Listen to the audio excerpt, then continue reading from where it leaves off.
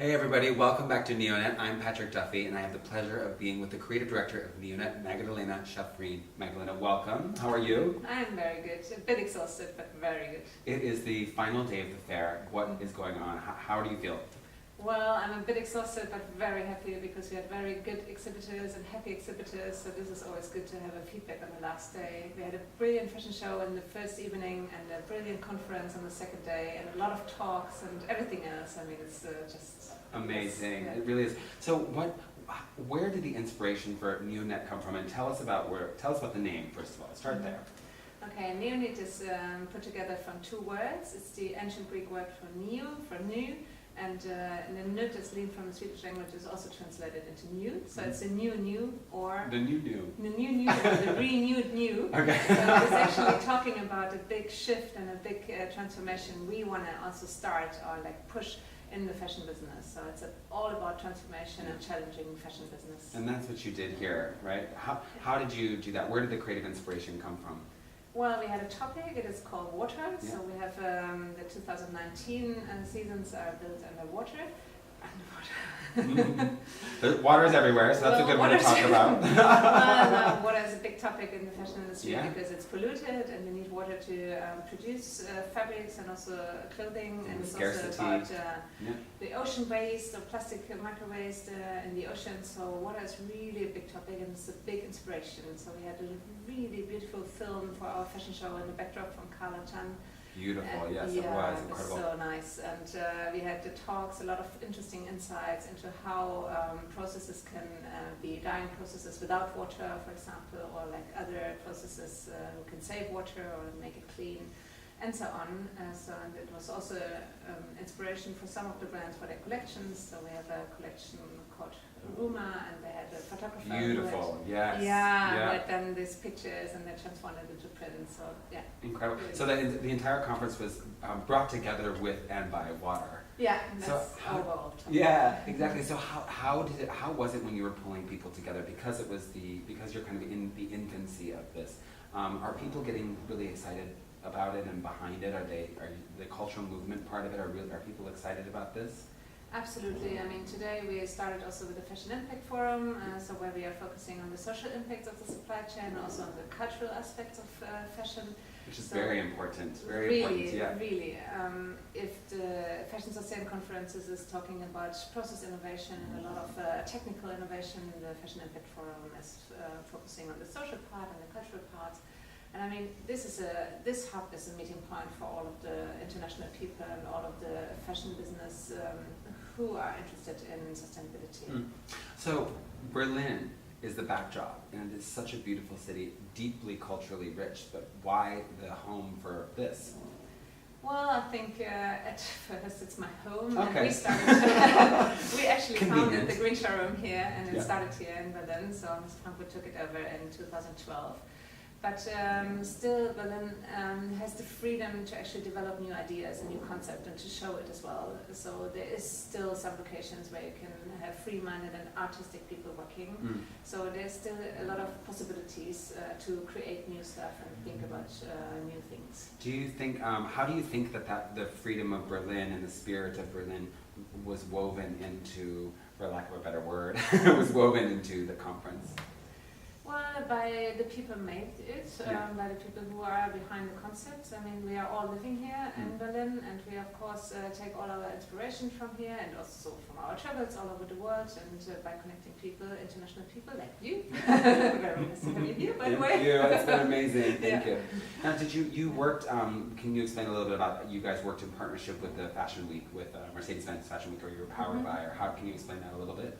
Well, we are connected to the Fashion Week because there's, we are taking place during the Fashion Week in Berlin. We are connected with the shuttle service, and we are also having our fashion show in the official Mercedes-Benz. Amazing. And that opens you up to that kind of opens you up to a whole new kind of community of people, I'm guessing. Of course, we are dependent on all the visitors who are visiting the normal trade fairs because we are focusing on sustainability, but the whole Fashion Week is focusing on Fashion Week as well.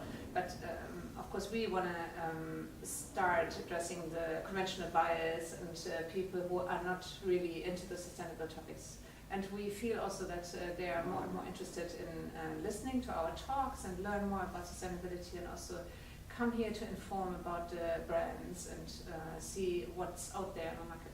So incredible to see how that unfolded, and how people really get inspired, and also a learning experience, because you did take all of the brands from the fair and the conference, you put them in, and I was listening to conversations happening around that, and how people were really excited to know about the brands and the what made the brands and where they came from. So it was a really amazing educational experience for them too. But I think it's so easy for them, because I mean everyone is consuming fashion because of style and about product, and so giving them the entrance, not about a conference. Talks are also very important, but I think to get people emotionally involved, it's much better about fashion and the inspiration, and also on the pieces. So they come in and say like, oh, this is a really nice piece, I really want to have this, and then maybe they don't even have to ask where is it made and what is it made from, because it's okay to just put it on, just post it. Well, I almost feel like that's the hope, that's the new norm. Like when I first arrived at the conference,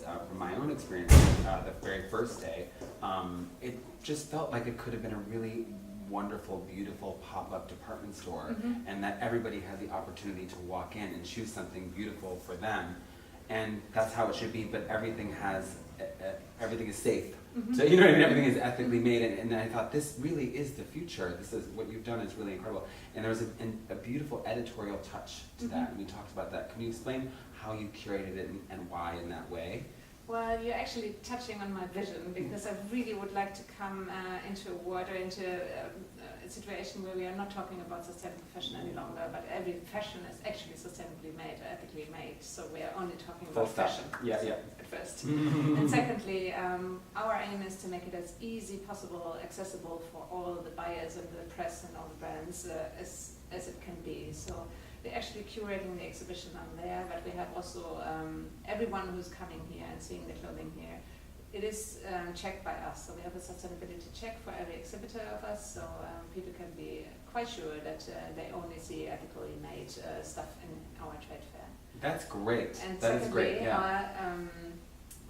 Our big inspirational event is our fashion show, so we twisted the concept. We always did a multi-brand show, but we are not showing the brands after each other as it is normal or used. But we are mixing them into like an editorial shoot. Yes. So we're actually providing press and buyers a vision of sustainable fashion, how it can be, how fashionable it can be. So the magazine could actually just go and get all the looks and just print them. Grab it right from the runway. I noticed that the show was really beautifully curated, and that was one of the things that stood out to me the most, is that it was not just one brand on one person, and that to me that made a much more cohesive experience, because it resonates. I could wear this, I could do this, I can subscribe to this, as could the rest of the audience. That was done really beautifully. Well, it's much more easy, and it's much more fun as well, because I mean all the influencers and out there, I mean all we as consumers, I mean we are mixing brands together in our daily life, and we are just like, I mean it's kind of modern to mix it and not show like one brand. Yeah, exactly. Exactly. Yeah. So what now that you are high from this event, so to speak, and you're very excited, what things are popping up in your mind about the future? Anything that you can, any ideas that you saw or that popped up that you might be thinking about for the next session that you can share? Don't give away the big stuff. Don't give away the big stuff. But no, I think we have to communicate much more international, because I think we are not too well known in the international world. So I really want to shout out there. Let's get them here. Yeah, that we are doing this here, and that so many great people coming together. And I think that's amazing. I think Berlin could really be a good place for that. I hope so. Yeah. So thank you so much. To wrap this up, thank you so much. Is there one thing that you would just like to say about the future of fashion? Like, you give us your final thought on where you'd like to see the fashion industry go.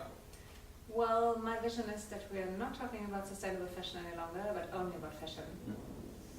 That's a great note to end on. Thank you so much, Magdalena. It's been such a pleasure. Thank you, and we'll see you next time. Bye. Bye.